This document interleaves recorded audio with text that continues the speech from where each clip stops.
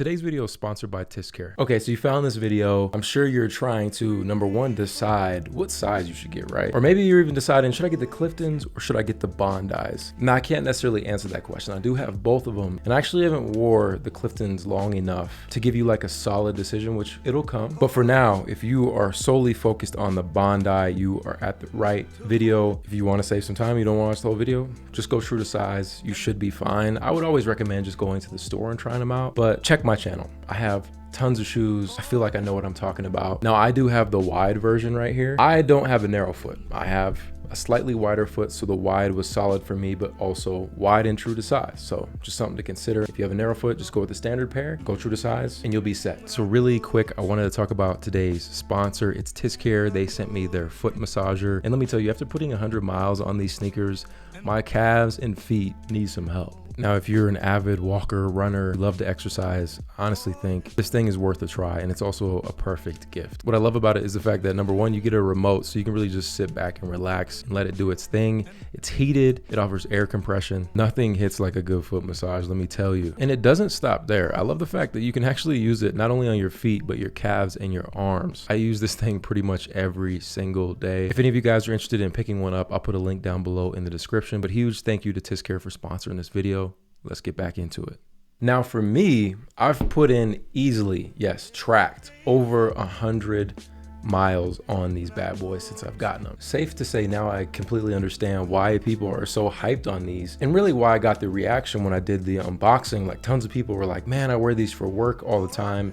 And we're gonna get into all those different points of, you know, if they're good to work out in, how are they walking, how are they wearing casual, all that good stuff. Now let's just get into the materials and the details of the shoe. So this whole entire upper is a multi-layered engineered mesh. It's extremely breathable. I've worn them when it's warm out. I've worn them when it's freezing cold in the snow. Sole is so thick, I haven't really had any concerns about that. And they have been phenomenal, man. From the time I literally took them out of the box and put them on, they've just been extremely comfortable.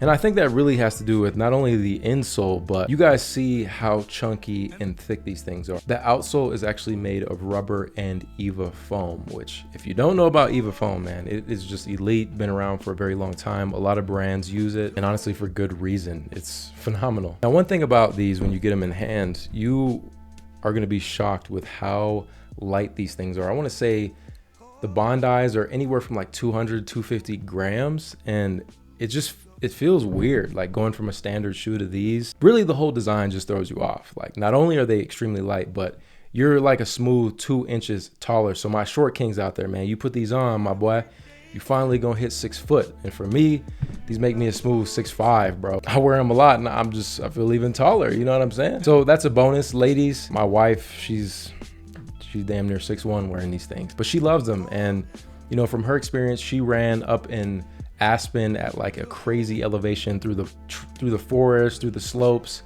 and you know, she is a die-hard Hoka fan. She's honestly the one who really put me on. Like, men and women, these are goated. Wow, the comfortability of these is just, there's nothing like negative I'm gonna say in this review about these, except the fact that these are terrible if you plan on working out in them. And I mean that in regards to doing leg day.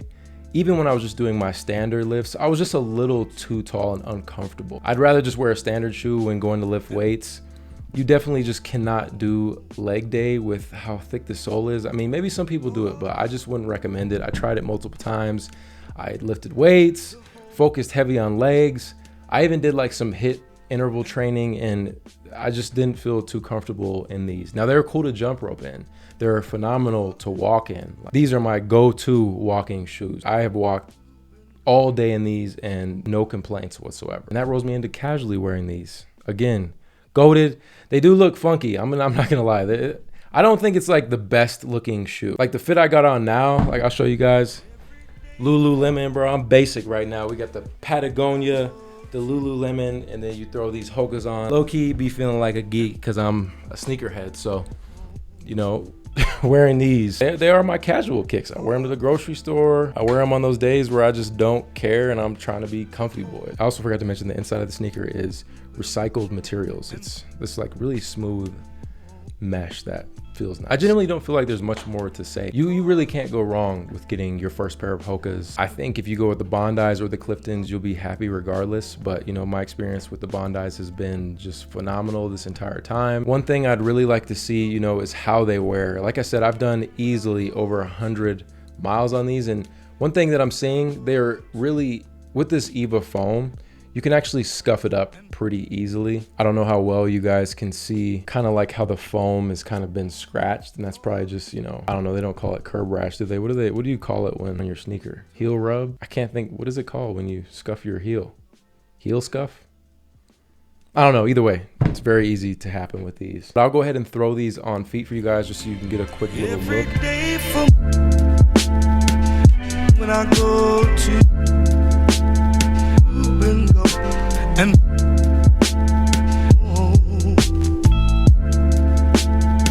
calling to hold and go and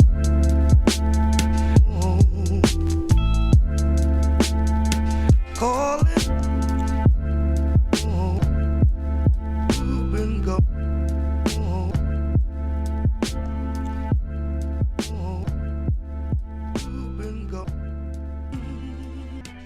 And let me know if you have any questions down below. This is your boy Sneaker Life. I'll catch you guys in the next one. Run it. Hands in the air now. Sneaker Life. Hey, hey, hey, hey, hey, hey. A Sneaker Life.